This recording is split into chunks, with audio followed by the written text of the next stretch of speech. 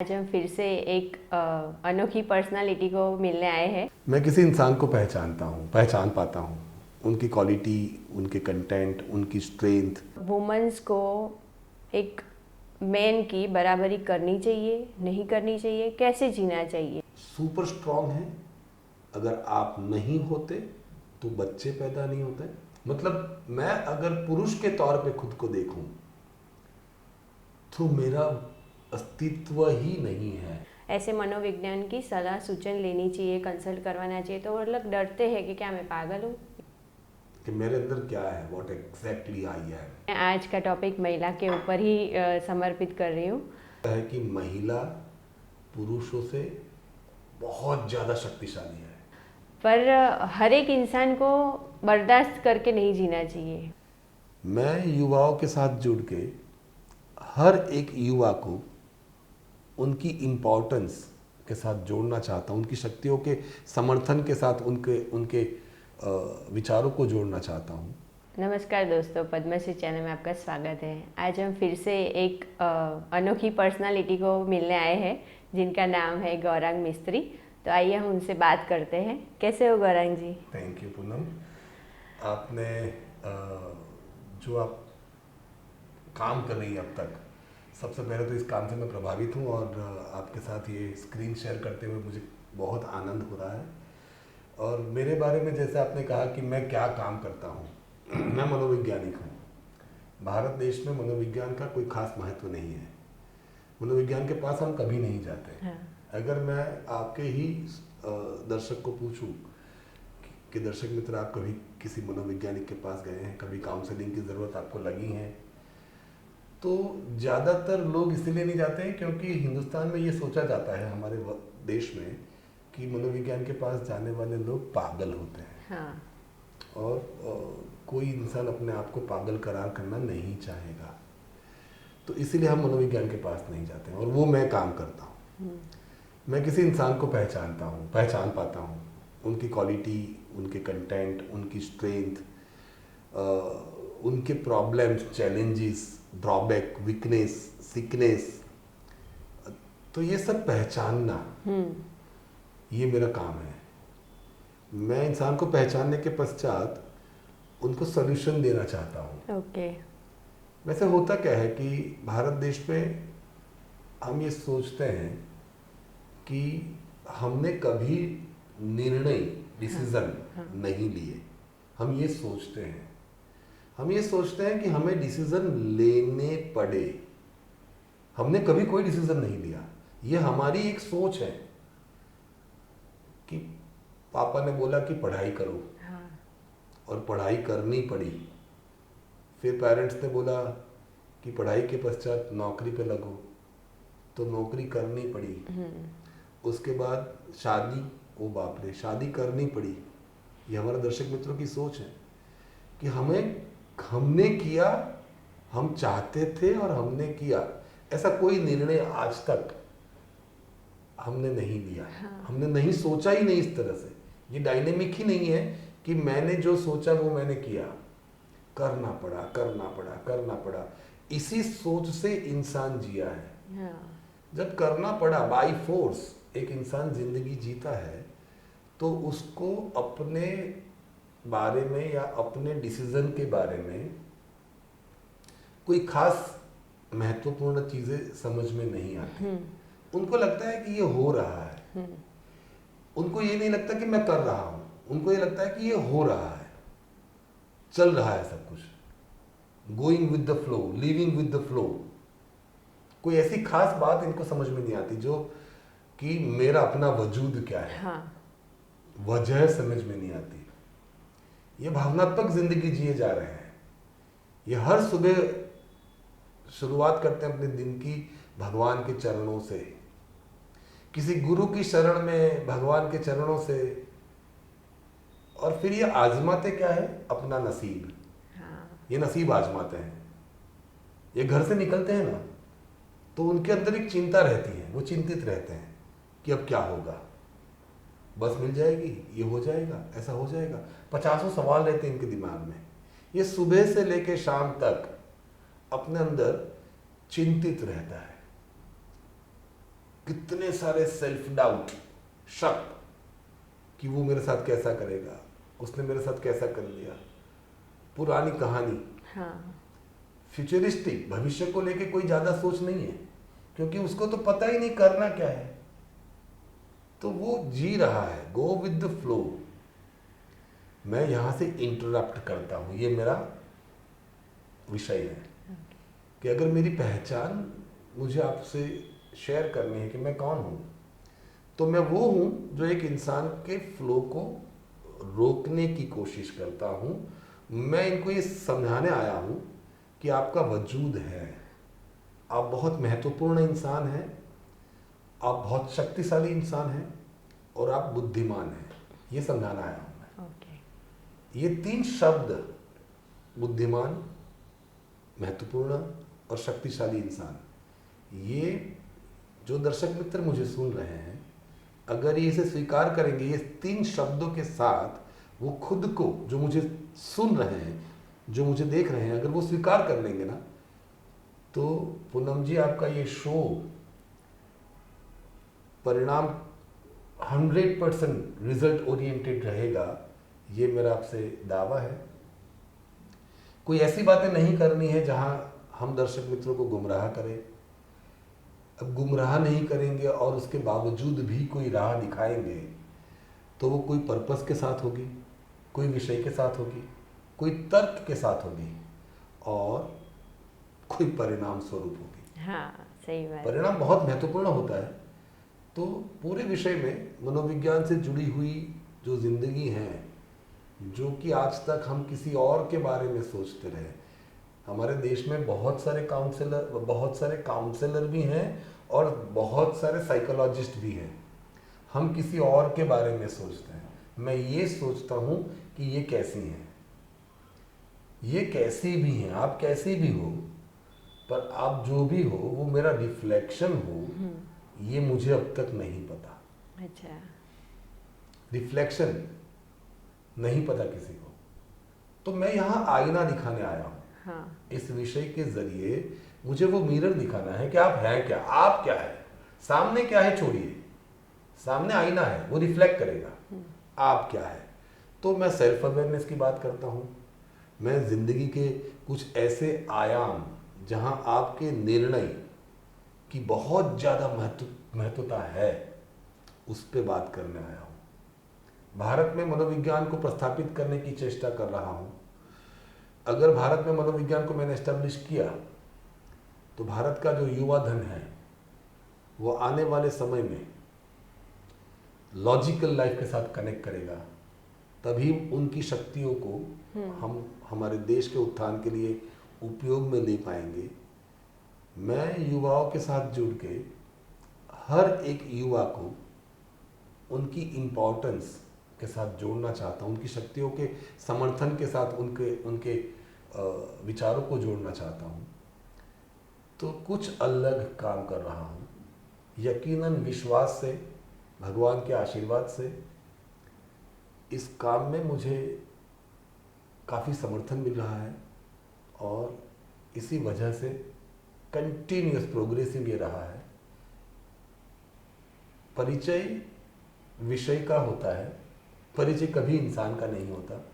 मैंने जितनी भी बात आप सबसे, दर्शकों से भी शेयर करी, वो कुछ विषय को लेके हैं कि मैं इस विषय में हूँ और ये विषय का ये महत्वपूर्ण महत्व है और ये इसका वजूद है। बहुत अच्छी बात बताई आपने। तो आपका मेन टॉपिक किसी भी इंसान को, चाहे वो युवा हो, युवती हो या फिर कोई भी इंसान होना चाहिए, तो मनोविज्ञान वो काम करता है। और आपने ये भी सही बताया कि आज तक कोई अगर जाता है, कोई भी इंसान को अगर कोई भी प्रॉब्लम है, तो हम ऐसा बोलते हैं कि हमें ऐसे मनोविज्ञान की सलाह सूचन लेनी चाहिए, कंसल्ट करवाना चाहिए। तो वो लोग डरते हैं कि क्या मैं पागल हूँ। ये भी बात बहुत सही बताई आपने। तो आपका मेन काम है लोगों का माइंड सेटअप करना, माइंड चेंज करना, लाइफ चेंजिंग करना। तो इसमें लोग आपसे कैसे जुड़ सकते हैं? और मुझे अभी एक जो प्रॉब्लम चल रहा है, आपके हिसाब से वुमेन एम्पावरमेंट का क्या है महत्व, और वुमेन्स को एक मेन की बराबरी करनी चाहिए, नहीं करनी चाहिए, कैसे जीना चाहिए, तो उस बारे में थोड़ा हमें बताइए आप। सबसे पहले तो महिला सशक्तिकरण, ये शब्द का प्रयोग बहुत साल पहले जब से ये शुरू हुआ, तो मेरे विषय के आधार से मुझे ये चीज़ें समझ में आई कि महिला व्यावसायिक तौर पे अपने आप को आगे बढ़ाए।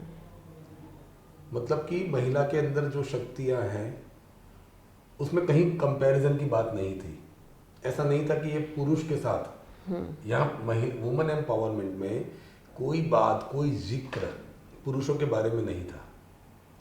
It is all about female, महिला। तो महिला की शुरुआती बेस महिलाओं का कैसा रहा कि एक बच्ची पैदा हुई, फिर उसने पढ़ाई लिखाई करी, उसके बाद वो शादी करी, शादी के बाद बच्चे आए, बच्चों के बाद उन्होंने गृहस्थी संभाली, गृहस्थी संभालने के बाद उन्होंने सास ससुर को या माता पिता को सबको संभालते संभालते उनकी ज़िंदगी चली। तो उसके बीच में कहीं ना कहीं सोसाइटी ने एक अलग दृष्टिकोण से महिलाओं का एक महत्व अलग लेवल पे बनाया कि ये रोजगार भी कर सकती हैं। That is the word for women empowerment, कि ये रोजगार भी कर सकती हैं, ये व्यवसाय लक्ष्य जिंदगी जी सकती हैं। ये व्यवसाय लक्ष्य अगर जीती हैं तो उनकी शक्तियों का प्रयोग से सोसाइटी में एक परिवर्तन आएगा, आमूल परिवर्तन होगा, क्योंकि ये महिला है। यहाँ कोई पुरुष की बात ही नहीं थी, पर इसे अलग लेवल से प्रमोट किया गया कुछ पॉलिटिकल एंगल से। सबसे पहले तो अगर मैं ये सोचूं, या मनोविज्ञान जो कहता है वो ये कहता है कि महिला पुरुषों से बहुत ज़्यादा शक्तिशाली है। मतलब शक्ति का सोर्स वो महिला है और पुरुष सिर्फ पुरुषार्थ कर सकता है। अगर किसी पुरुष को मेहनत करनी है, पुरुषार्थ करना है, तो उनकी माँ के आशीर्वाद से, उनकी बहन के रिश्तों से, उनके उनकी पत्नी के समर्थन से, मतलब हर जगह पे जो रिश्ते हैं जो उनके साथ महिलाओं से जुड़े हुए हैं, हाँ। वो पुरुष। आपने नरेंद्र मोदी को उनकी माता के चरणों में बहुत बार देखा होगा। ये मार्केटिंग का कोई स्ट्रेटेजी मैं नहीं मान रहा हूँ, मैं ये मान रहा हूँ कि ये इसलिए माता जी के चरणों का ये चाहिए क्योंकि एक महिला की शक्ति आशीर्वाद के तहत किसी एक पुरुष के अंदर जा रही है। तो शक्तिशाली महिला ये कोई प्रदर्शित करने वाला प्रयोग नहीं है, रूढ़ी नहीं है। ये नहीं है कि ये शक्ति, महिला के अंदर शक्ति नहीं है और महिला की एम्पावरमेंट की बात करी जाए। No no no no. तो पहले तो ये अलग अलग दृष्टिकोण से हम ये वुमेन एम्पावरमेंट को देख रहे हैं।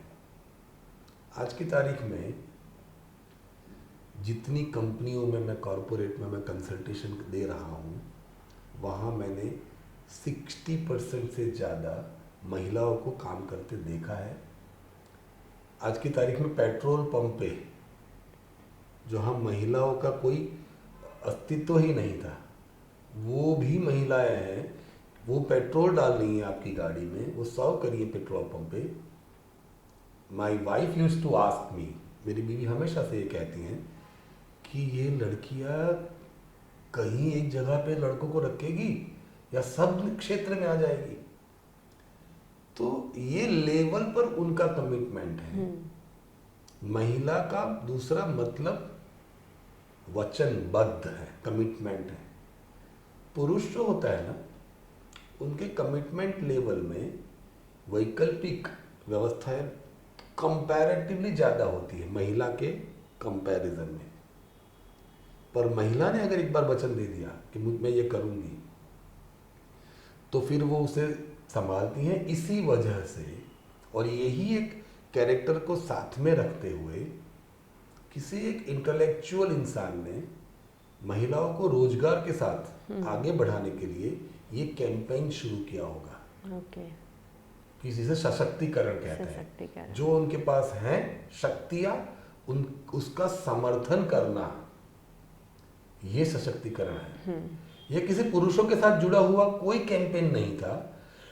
पर भारत देश में जहाँ भावनात्मक माहौल बना के रखा हुआ है, जहाँ व्यवसाय से ज़्यादा भावनाओं का मूल्य लोगों को ज़्यादा लगता है कि रिश्ते होने ज़रूरी हैं। हाँ।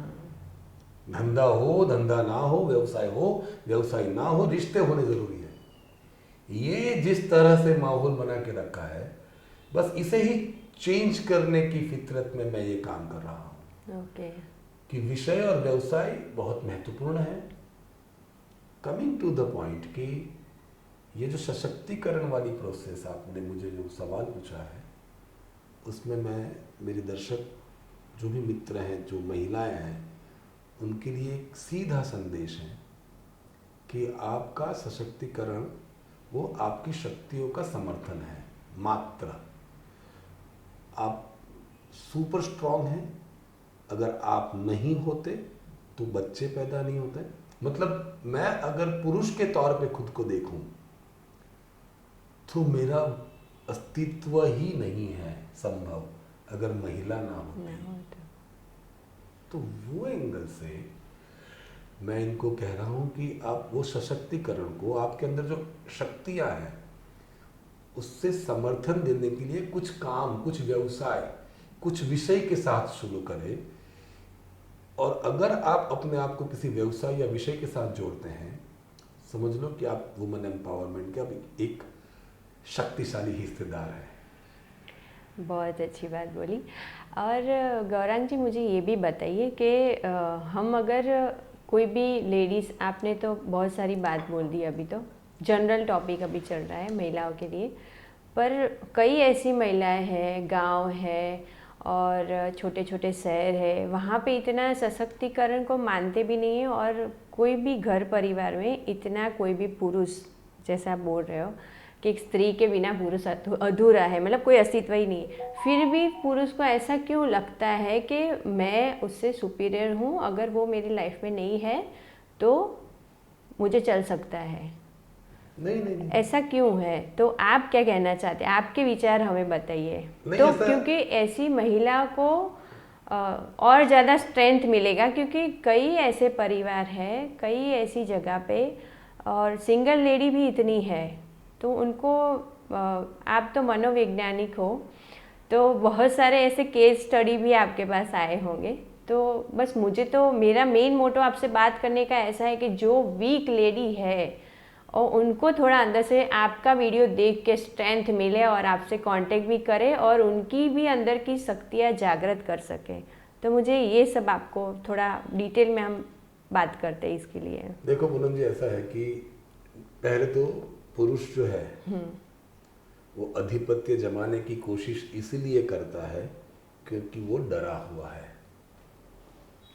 ये मनोविज्ञान है। आप समझ? सही है। अगर मैं आपको ये कहूँ कि मैं 100% सच बोलता हूँ, अगर मैं आपको ये कहता हूँ, ये मैं दावा करता हूँ कि मैं 100% सच बोलता हूँ, मैं कभी झूठ नहीं बोलता, और अगर आपने ये बात मान ली तो उसका एक मतलब ये होता है, अगर मैं आपको ये कहूँ कि मैं 100% सच बोलता हूँ, मैं झूठ नहीं बोलता, और अगर आपने रिफ्लेक्शन में पुष्टि कर ली कि हाँ आप जो कह रहे हो वो सही कह रहे हो, उसका सीधा मतलब ये होता है कि आप भी सच बोलते हो। हाँ।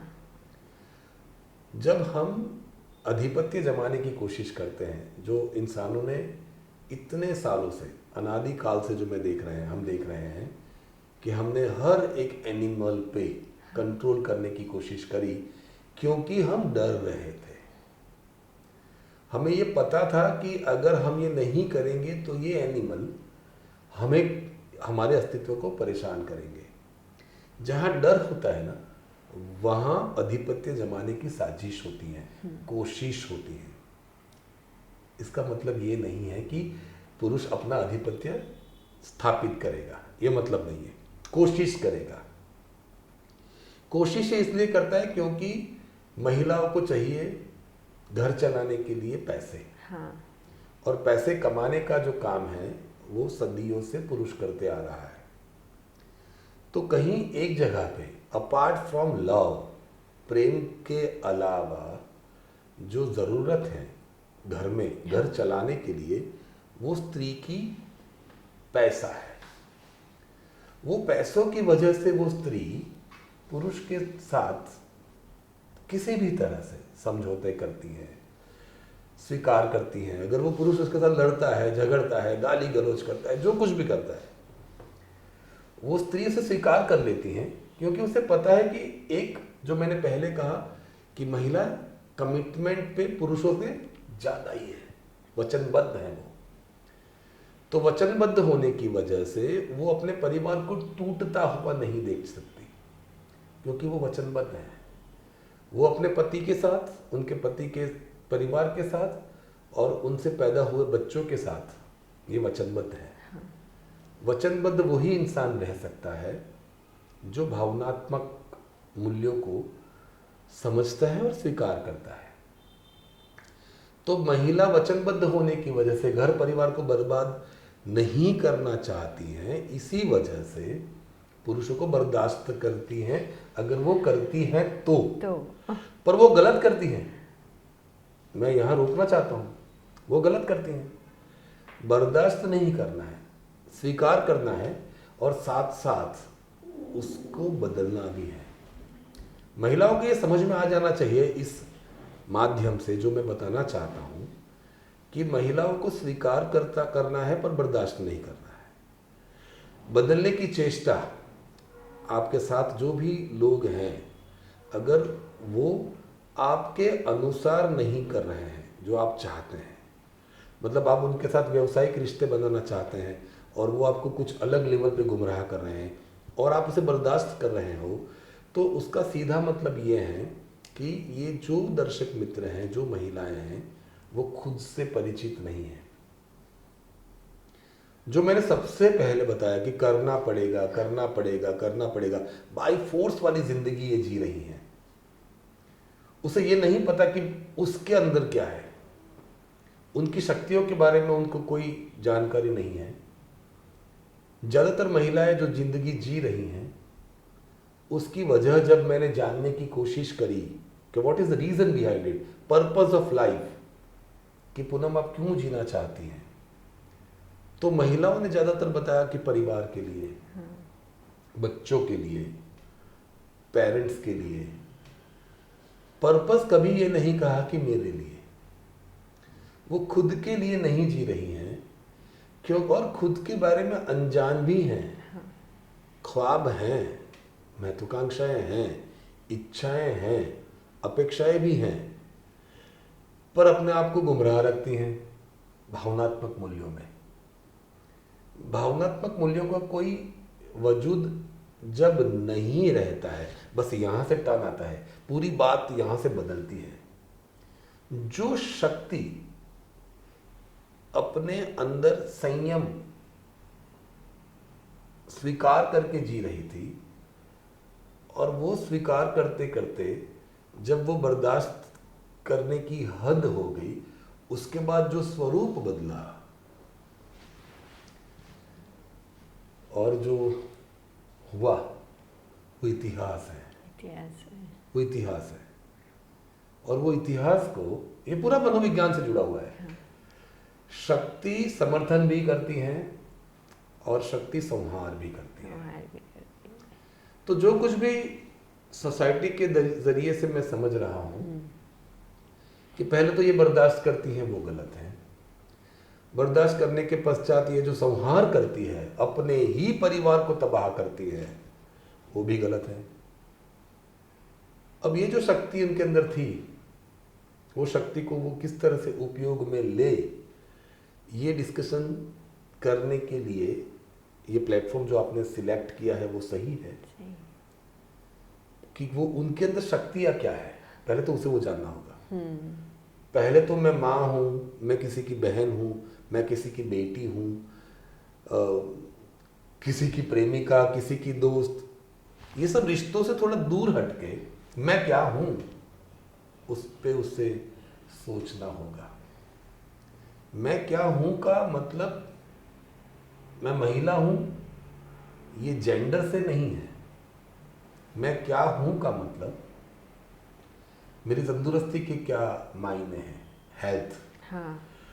मुझे कौन सा विषय पसंद है, उस विषय से जुड़े हुए व्यवसायिक अभिगम क्या हो सकते हैं, मेरे में खास बातें क्या है, मैं कौन से क्षेत्र में निष्णात हो सकती हूँ,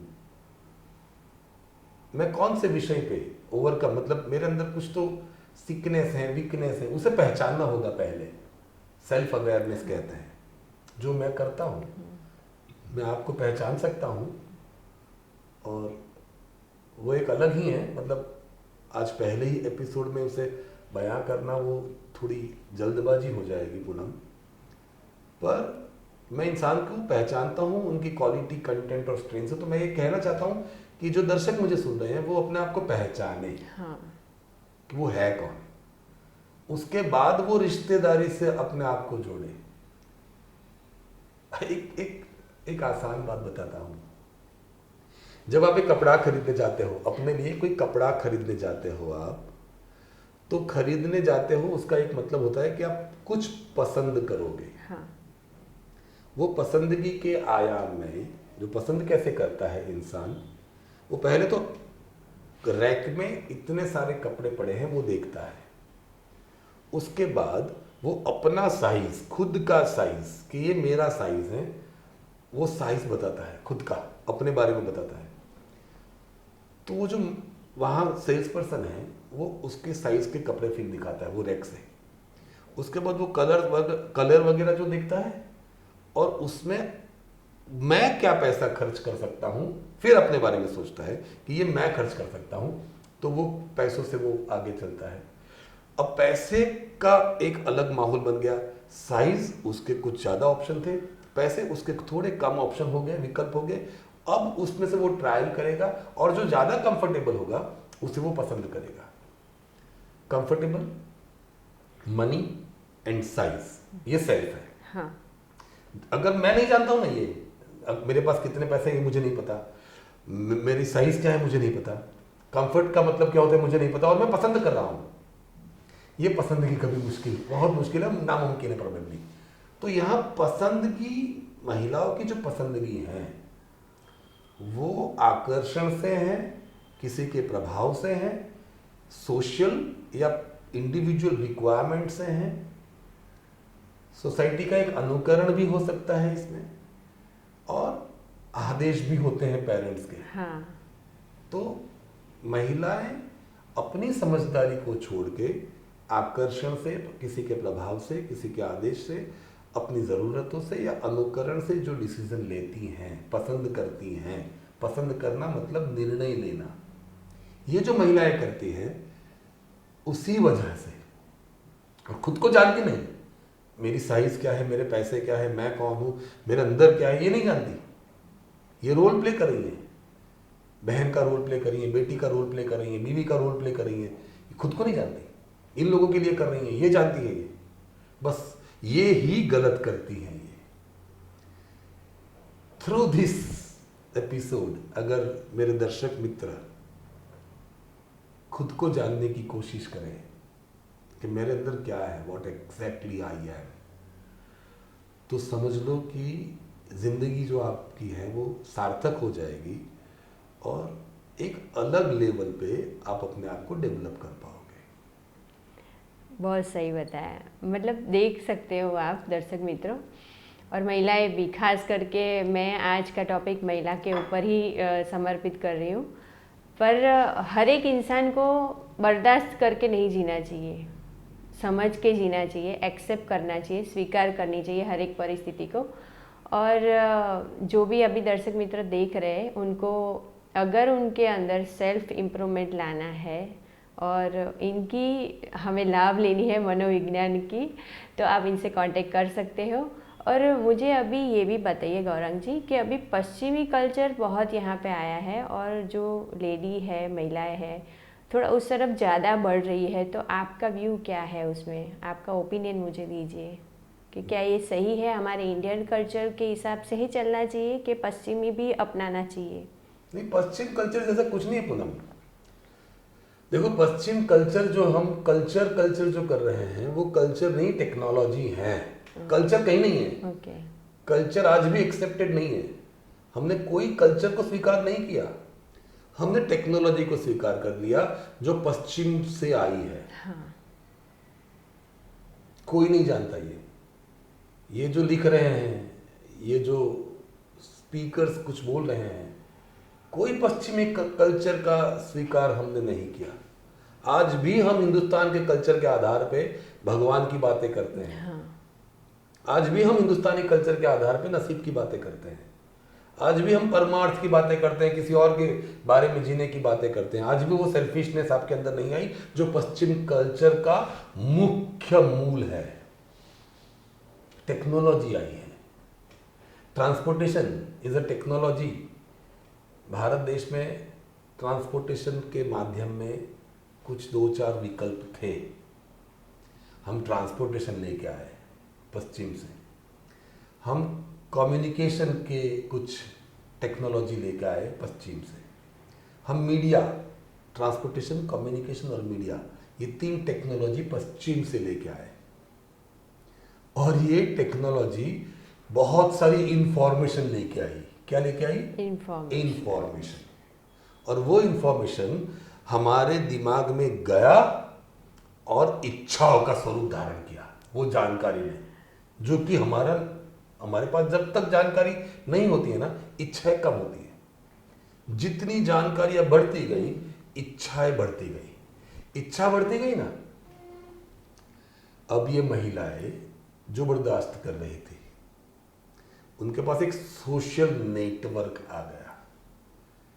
कितने सारे स्ट्रेंजर जो कि वो लड़की को या महिला को जानते भी नहीं थे, उन्होंने उनको लाइक करना शुरू किया और वो लड़कियां, महिलाएं उसे स्वीकार करने लगी।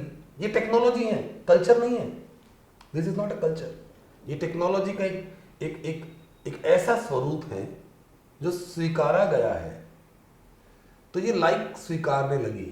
पहले कोई एक स्ट्रेंजर, जिसे एक लड़की, मेरी बेटी, मेरी बहन नहीं जानती थी, पहले ऐसा था कि वो कोई स्ट्रेंजर उसे देखता भी था ना, तो वो लड़की को प्रॉब्लम होती थी अपने अंदर। अब टेक्नोलॉजी के चलते हुए कोई भी स्ट्रेंजर उसे लाइक कर रहा है और वो एक्सेप्ट कर रही है, स्वीकार कर रही है। कल्चर तो फिर भी वही रहा, वो लड़की तो भारतीय ही रही, क्योंकि वो कल्चर तो डीएनए होता है। हाँ। वो जेनेटिकली होता है, वो चेंज नहीं हुआ। वो स्वीकार तो कर रही है टेक्नोलॉजी के साथ, बट कंफ्यूज है। कंफ्यूजन बहुत ज्यादा बढ़ रहा है। वो सब कुछ कर रही है। मैंने मनोविज्ञान में जो अभी केस स्टडीज देखे हैं कि ज़्यादातर लड़कियां अट्रैक्शन के जरिए, आकर्षण के जरिए अनाप शनाप कुछ भी कर रही हैं। और आकर्षण इंसानों का नहीं, पैसों का ज़्यादा है। पैसा उनके लिए सब कुछ हो चुका है। उन्हें पता नहीं कि पैसों का महत्व प्रोसेस तक ही मर्यादित है। प्रोसेस के बारे में कुछ नहीं जानती है। प्रोसेस का मतलब जीवन है, जीवन। जब वो अपने बारे में नहीं जानती, सेल्फ के बारे में, तो लाइफ के बारे में जानना उसके लिए नेक्स्ट टू इम्पॉसिबल है। वो कंपैरिजन, कंपटीशन और कैलकुलेशन से अपने आप को, मतलब अपने आप को वो गुमराह करती है। वो ये सोचती है कि इतने सारे लोग मुझे चाहते हैं, और फिर लोनलीनेस को वो बर्दाश्त भी नहीं कर पाती। उसके 10-15 हजार 50 हजार लाइक आ गए इंस्टा पे, क्योंकि उसने कुछ कपड़े उतार दिए, उसने कुछ ऐसा कर लिया जो लोगों को अलग लेवल का एक्साइट करता है। प्रोवोक किया, लोगों ने लाइक ठोक दिए। अब वो अकेली बैठी हैं। जब वो घर से निकलती है, लोग उसे छेड़ने लगते हैं, फिर वो घर में चली जाती है। वो लोनलीनेस को, कुछ ऐसा चल रहा है through technology, not because of पश्चिमी कल्चर, थ्रू टेक्नोलॉजी, कि टेक्नोलॉजी ने जो इंफॉर्मेशन के जरिए परेशान करके रखा है। पश्चिमी कल्चर को स्वीकार करना तब तक संभव नहीं है, जब तक सेल्फ, स्व, खुद से इंसान अपने आप को नहीं जोड़ेगा, तब तक संभव नहीं है। यहां सेल्फ की बातें ही नहीं हो रही है। यहां कोई प्रशिक्षण सेल्फ को लेके नहीं चल रहा है। मैं पूनम जी आपको कहूं कि आप अपने बारे में क्या जानती हैं, तो पता नहीं कितने शब्द बोलेगी आप, 2 4 5 लाइन बस। स्व प्रशस्ति करना ये इंसानों का अधिकार है, अधिकार। किसी को आकर्षित करना ये आपका अधिकार है। आपके विषय से, आपके नॉलेज से किसी को प्रभावित करना ये आपका अधिकार है। लोगों की जरूरतों में अपना स्थान प्रस्थापित करना ये आपका अधिकार, ये इंसानों का अधिकार है। ये इंसानों के अधिकार को हम नहीं समझे हैं, क्योंकि हमें हमारे बारे में कुछ भी नहीं सिखाया जा रहा है। हमें ये बताया जा रहा है कि भगवान होते हैं और भगवान के कुछ दूत होते हैं जो रूल कर रहे हैं, जिसे गुरु कहते हैं हम। मैं ये मानता हूं कि गुरु जो होता है वो विषय के साथ कनेक्ट होता है। हर एक गुरु का कोई एक खास विषय होना चाहिए। वो धर्म ज्ञान नहीं होता, विषय ज्ञान होता है, विषय ज्ञान। पूनम जी, अगर मैं आपके बारे में ये पूछता हूं कि आप अपनी स्व प्रशस्ति, अपनी तारीफ कीजिए, आपको नहीं पता, आप अपनी तारीफ नहीं कर पा रहे हो। और अगर मैं आपको ये पूछूं कि आपकी प्रॉब्लम्स क्या है, तो आपके पास एक लंबी सी लिस्ट है। तारीफ नहीं है और प्रॉब्लम की क्लैरिटी है, उसका एक साफ मतलब है, साफ मतलब कि आप जो जिंदगी जी रहे हो उसमें ना आप संतुष्ट हो, ना सुखी हो, और ना मन में कोई शांति है। Happiness, satisfaction and peace of mind is missing. उसका यह मतलब है कि आपकी जिंदगी में जो कुछ भी अब तक हुआ है वो अच्छा नहीं हुआ और अब अच्छा होगा। इम्पॉसिबल है। मतलब चाहे आप जो बात करें उससे तो यही निष्कर्ष निकलता है कि लोग खाली एक दूसरे का अनुसरण करते हैं, खास करके महिलाएं भी ज़्यादा करती हैं अनुसरण, और बस ऐसे जिए जा रहे हैं, जिए जा रहे हैं, जिए जा रहे हैं। लाइफ चेंजिंग का कोई उनका खुद का पर्पस होना चाहिए, वो नहीं हो रहा है। Exactly, purpose is not there. हाँ, ध्येय उनका। मुझे शादी करने के लिए मैं नहीं पैदा हुआ हूँ। हाँ, मैं यहाँ पैदा हुआ हूँ, बच्चे पैदा करने के लिए मैं नहीं पैदा हुआ हूँ। मैं सोसाइटी को संभालने के लिए पैदा नहीं हुआ हूँ। मैं अपने आप के लिए पैदा हुआ हूँ, या मुझे पैदा किया गया है मेरे पेरेंट्स के जरिए। तो मेरी एक वजह होनी चाहिए। Every single day, every morning you should have such clarity about your own self कि आज मैं क्या करूंगा या क्या करूंगी, ये आपको पता होना चाहिए कि आज क्या है। सुबह होती है, नहाना पड़ेगा, अब नहाना पड़ेगा। क्यों? क्योंकि नौकरी जाना है। क्यों नौकरी जाओगे? पैसे कमाने हैं। क्यों पैसे कमाने हैं? जरूरत है। कहाँ जरूरत है? अरे यार, सब जगह पैसे की जरूरत है। खुद से कोई मुलाकात नहीं। मेडिटेशन करते हैं, ये मेडिटेशन भी एक्सपेरिमेंट होता है। योग करते हैं, ये भी एक्सपेरिमेंट होता है। सुदर्शन क्रिया करते हैं, एक्सपेरिमेंटिंग है, करके देखते हैं। ये कुछ मिलेगा। अरे मेरे प्यारे भाइयों, क्या चाहिए वो डिसाइड तो करो, और अब करो ये सब प्रयोग। ये खुद के बारे में नहीं जानते और ये कुछ मिलेगा, अब ये मिल जाएगा, देखो अच्छा हो जाएगा। भाई आज भी अच्छा है। Today is also a great day and very good day for you. सब अच्छा ही चल रहा है। पूरी कहानी जो तुम छोटे से पैदा हुए थे से लेके जो आज मुझे सुन रहे हो, ये लास्ट मोमेंट तक आपकी जिंदगी में जो कुछ भी हुआ है वो अच्छा हुआ है। पहले तो इसे एंडोर्स करो, सेल्फ एंडोर्स, ये सब अच्छा हुआ है। और अब आगे चलो, क्या चाहिए सोचो। क्या चाहिए ये जब सोचते हो ना, आपको 1 करोड़ रुपए की गाड़ी चाहिए, तो आपके दिमाग में पहली सोच ये आनी चाहिए कि मेरे पास 1 करोड़ रुपया है? नहीं है ना, ख्वाब है ना ये। तो अब ये सोचो कि ये 1 करोड़ रुपया आप कहां से कमाओगे।